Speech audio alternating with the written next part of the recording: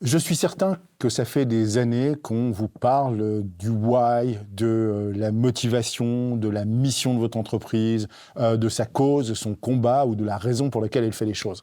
Et moi, comme tant d'autres, insistons très souvent chez nos clients pour dire que c'est un élément fondamental de la motivation de vos commerciaux. Ils doivent pouvoir se battre pour quelque chose. Ils doivent être nourris par une cause qui les anime, qui ne peut pas juste être simplement le financier. Et très souvent, on croit que cet exercice est purement théorique et qu'il s'agit simplement d'arriver à afficher mission, vision et valeur sur les murs de l'entreprise pour entraîner la motivation. C'est pas du tout comme ça que ça fonctionne.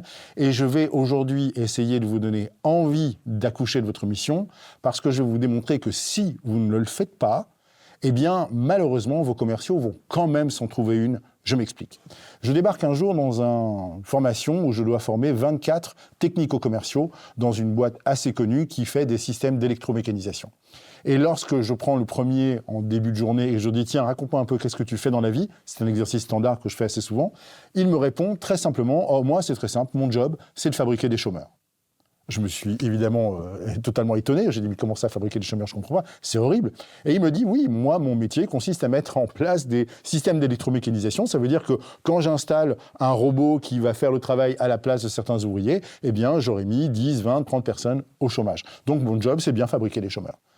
Et là, je me dis, mais ta journée doit être abominable, ta semaine doit être absolument horrible. Si tous les jours, quand tu pousses la porte d'un client, tu la pousses avec la conviction d'aller faire du chômage. On a travaillé lourdement avec cette équipe, on a réussi à recréer de la conviction positive, qui maintienne de l'emploi dans le pays, qui permette aussi à des gens d'accéder à des compétences qu'ils n'ont pas encore. Bref, sorti de cette mission épuisée, j'en enchaîne sur une deuxième, une entreprise qui fait des systèmes de géopositionnement de véhicules. Lorsque je demande au premier commercial qu'est-ce qu'il fait dans la vie, il me répond, moi je vends du flicage.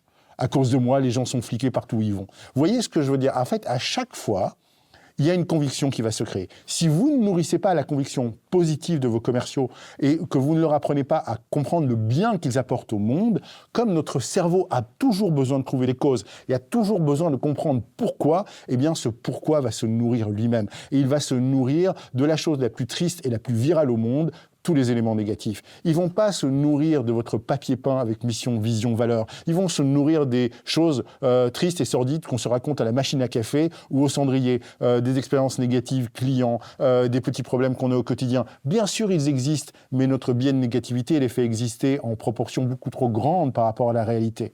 Donc, une chose est claire. Vous devez non seulement arriver à trouver la cause fondamentale de votre entreprise, mais à l'exprimer de façon enthousiasmante et à la faire vivre par vos commerciaux, par l'exemple positif. Le storytelling positif, le fait de répéter à quel point on a pu aider les clients, le fait d'arriver à souligner l'aide qu'on a pu apporter à certains d'entre eux est la clé de succès de la motivation de votre entreprise. Parce que, en deux mots commençant, le négatif se répand, le positif se cultive. Si vous ne cultivez pas la conviction positive que vos commerciaux ont en aidant les clients, elle sera irrémédiablement remplacée par des causes négatives. On se retrouve bientôt dans une prochaine consultation de Dr. Sales. Et n'oubliez pas que la santé de votre entreprise dépend avant tout de la santé de vos ventes.